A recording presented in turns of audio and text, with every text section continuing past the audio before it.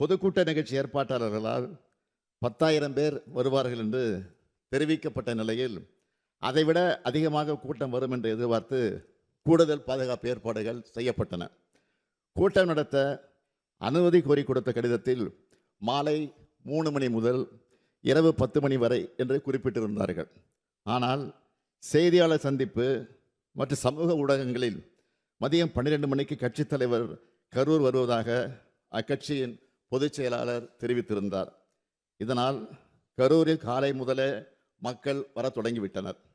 27/9/2025 அன்று அக்கட்சியின் தலைவர் சென்னையில் இருந்து காலை 8:40 மணிக்கு புறப்பட்டு 9:25 மணிக்கு திருச்சி வந்தடைந்தார்.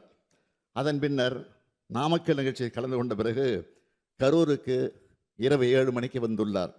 அதாவது அறிவிக்கப்பட்ட 12 மணி கடந்து 7 மணி நேரம் கழித்துதான் வந்தார். இந்த காலதாமதம் கூட்ட நெரிசலுக்கு முக்கிய காரணமாக அமைந்தது. இங்கே அனைத்து கட்சி சார்ந்தவர்களும் இருக்கிறீர்கள்.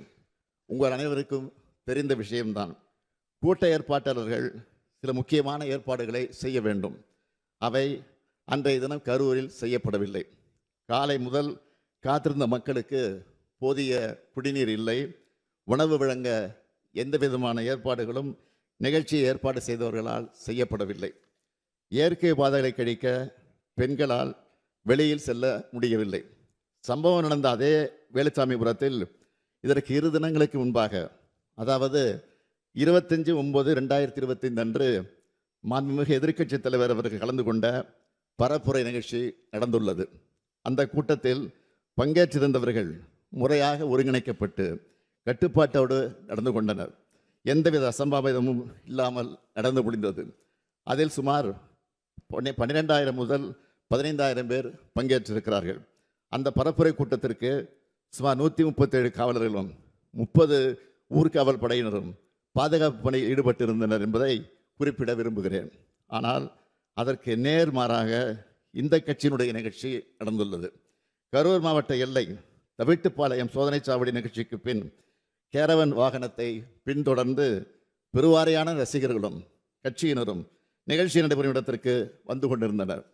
நிகழ்ச்சி நடைபெறும் பகுதியில் கூட்டம் அதிகமாக இருந்ததாலும் பிரச்சார வாகனத்தின் பின்னால் ஏராளமானோர் வந்ததாலும் கரூர் நகர உட்கோட்ட காவல் துணை கண்காணிப்பாளர் அவர்கள் பிரச்சார வாகனத்தில் இருந்த ஏற்பாட்டாளர்களை அக்ஷயா மருத்துவமனை அருகே நிறுத்தி கூட்டத்தில் உரையாற்றுமாறு அறிவுறுத்தியிருக்கிறார்கள். அதற்கு நிகழ்ச்சி ஏற்பாட்டாளர்கள் முன்பே அனுமதிக்கப்பட்ட இடத்தில்தான் பேசுவோம் என்று பிடிவாதம்